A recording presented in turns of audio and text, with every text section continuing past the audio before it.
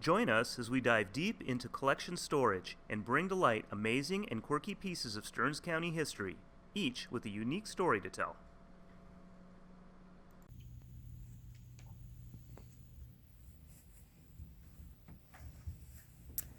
Hey, Eric. Howdy. So I see you have two artifacts today. Yep. They don't look immediately extraordinary. Fascinating? Well, fascinating? not upon first glance. No, So that's probably very true.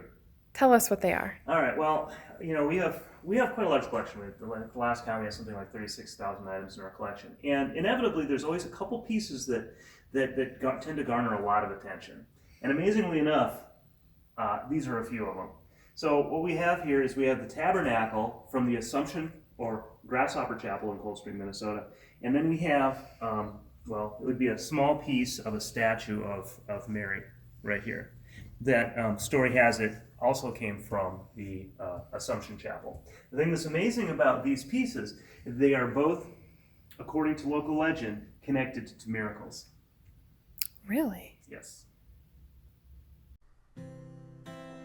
In the 1870s, Rocky Mountain locusts wreaked havoc on Minnesota.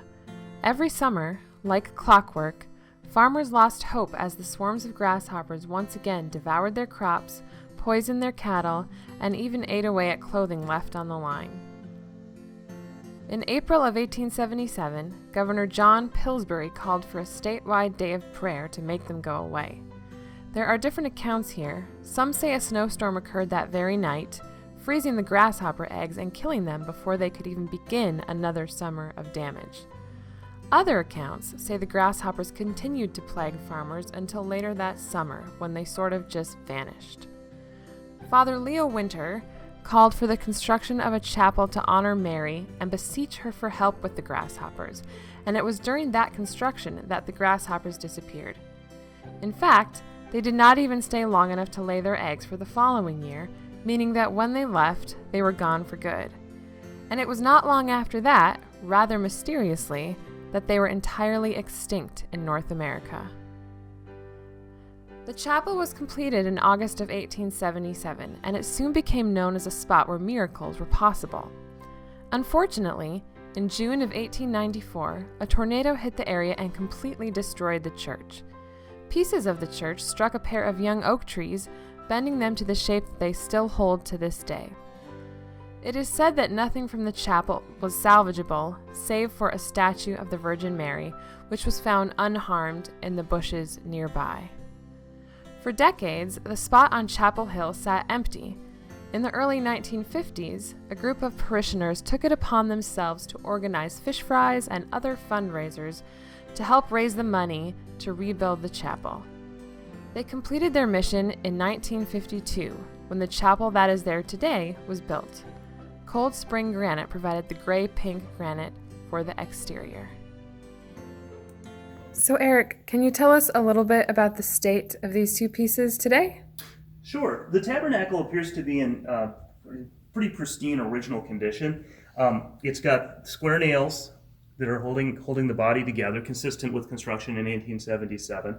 It appears to have the original gray paint, which probably was white back in the day, but vintage, old white paint tends to darken and turn gray over the years.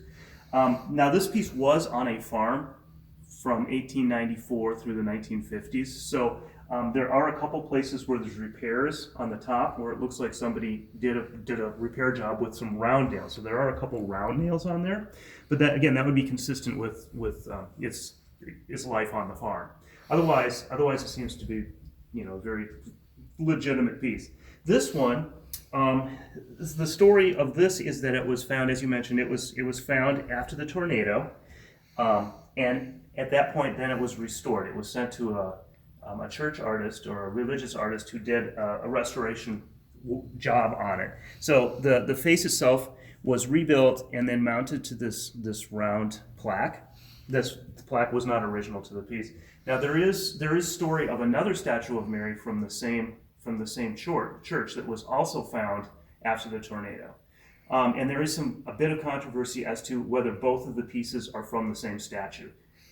That we don't know. The only way to find out for sure would be a forensic on the pieces, which is I don't think we're ever going to know. But there's no reason to doubt that the pieces are authentic and what they claim to be.